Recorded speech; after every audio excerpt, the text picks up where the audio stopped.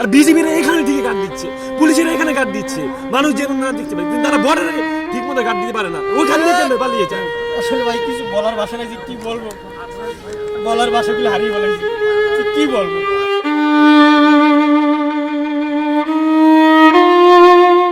বঙ্গবন্ধুরে যে হত্যা করা হয়েছে তার বিচার, খুনিগুলোর আইনে বিচার করা হয়েছে।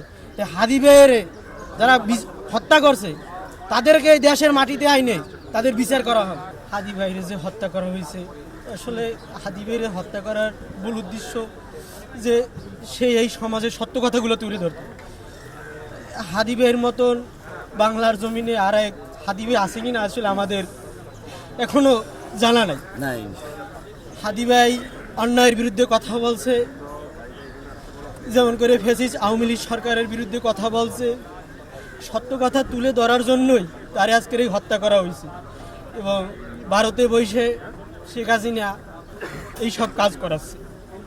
যেমন করে এই নির্বাচনের তফসিল ঘোষণা হওয়ার পর থেকেই তারা টার্গেট করছে যারা অন্যায়ের বিরুদ্ধে কথা বলবে, তারা টার্গেট করে যাতে নির্বাচন ভাঙচাল করা যায়, সেই উদ্দেশ্যেই আসলে তারা এই কাজটা করছে।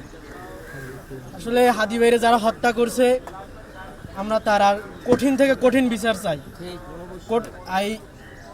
বঙ্গবন্ধুরে যে হত্যা করা হয়েছে তার বিচার, তার যারা খুনি ছিল, খুনিগুলোকে আনা হয়েছে দেশের মাটিতে, আইনে বিচার করা হয়েছে। হাদি ভাইয়ের যারা হত্যা করছে তাদেরকে দেশের মাটিতে আইনে তাদের বিচার করা হয়। আমরা তার বিচার দাবি করছি, তার ফাঁসি দাবি করছি, আমরা ফাঁসি দাবি করছি। হাদি ভাইয়ের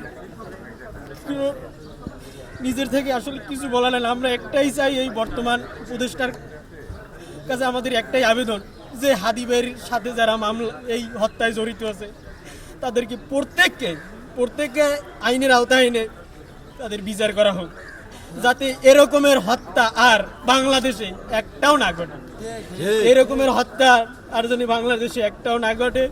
আমরা এই সরকারের কাছে, স্বরাষ্ট্র উপদেষ্টার কাছে, আইন উপদেষ্টার কাছে আমাদের আকুল আবেদন, যাতে আপনারা আপনাদের সঠিক দায়িত্বগুলো পালন করুন। হাদি ভাইয়ের মারার প্রায় 10 থেকে 11 ঘন্টা পর এইখান থেকে হাদি ভাইয়ের খুনিরাও ভারত সীমান্তে পালিয়ে গেছে। তো এখানে নিশ্চয়ই আইনের গাফিলতি আছে, কারণ 1 ঘন্টার ভিতরে চাইলে হাদি ভাইয়ের খুনিরে খুঁজে বের করা যাইতো। ঢাকা বিশ্ববিদ্যালয় কেন্দ্রীয় মসজিদে মাগরিবের নামাজ পড়ে ক্যান্টিনে খাইতে বসছিলাম একসাথে। তারপর বললাম যে ভাই আপনার কথাগুলো তো অনেক ভালো লাগে, এরকম কথা বলেন। পরে আমরা জিজ্ঞেস করলো কোথায় পড়ে, আমি মাদ্রাসায় পড়ি। যে লেনে থাকো, অন্যায়ের বিরুদ্ধে সবসময় মাথা নত করবে না, অন্যায়ের কাছে কখনো মাথা নত করবে না। বিজেপিরা এখানে ঠিকই গার্ড দিচ্ছে, কিন্তু তারা সীমান্ত দিয়ে পালিয়ে যাচ্ছে, তাদের কোনো খোঁজ খবর নাই।